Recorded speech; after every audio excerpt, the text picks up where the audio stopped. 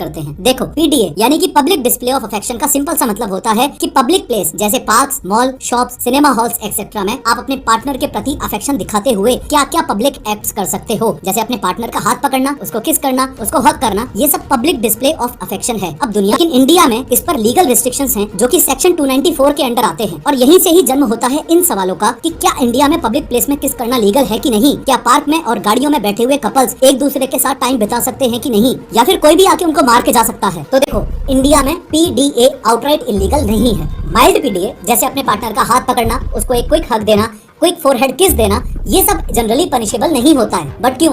क्योंकि ये सब दोस्ती और केयरफुल इंटेंट दर्शाता है और आसपास मौजूद छोटे छोटे बच्चों पर गलत इंप्रेशंस पड़ सकता है। इसलिए ये सब सेक्शन 294 के अंडर एक ऑब्सीन एक्ट माना जाएगा और इंटीमेट पीडीए को इलीगल मानते हुए आपको सजा हो सकती है। इन शॉर्ट, सेक्शन 294 के अंडर आपको सजा तब होगी जब ये कंडीशंस पूरी होंगी। पहली कंडीशन, आपने पब्लिक में या तो कोई अश्लील शब्द का इस्तेमाल किया हो, या फिर कोई अश्लील गाना गाया हो, या फिर कोई ऑब्सीन एक्ट किया हो। दूसरी कंडीशन ये, आपने इन तीनों में से जो भी किया उसकी वजह से सोसाइटी में कोई परेशान हुआ हो, कोई डिस्टर्ब हुआ हो, या फिर मॉरली वो समाज के खिलाफ हो। अभी तक आपको समझ आ गया होगा कि सेक्शन 294 में जिस ऑब्सीनिटी या फिर ऑब्सीन एक्ट की बात की जा रही है वो कितना ज्यादा सब्जेक्टिव है। सब्जेक्टिव शब्द का मीनिंग ये हुआ कि मान लो कोई कार है, अब हो सकता है आपको वो कार बहुत ब्यूटीफुल लगे बट मुझे एकदम नॉर्मल लगे, या फिर कोई डॉग है, हो सकता है आपको वो क्यूट लगे लेकिन किसी दूसरे इंसान को जैसे कि आपके दोस्त को क्यूट ना लगे, एकदम नॉर्मल लगे। सेम कॉन्सेप्ट सोसाइटी में ऑब्सीनिटी का भी होता है। ऑब्सीनिटी इस फैक्टर पर डिपेंड करती है कि जो व्यूअर्स का ब्रेन है वो उसको कैसे परसीव कर रहा है। क्या आसपास मौजूद लोग शेमफुल फील कर रहे हैं, क्या आसपास मौजूद बच्चों पर हार्मफुल इम्पैक्ट आ रहा है,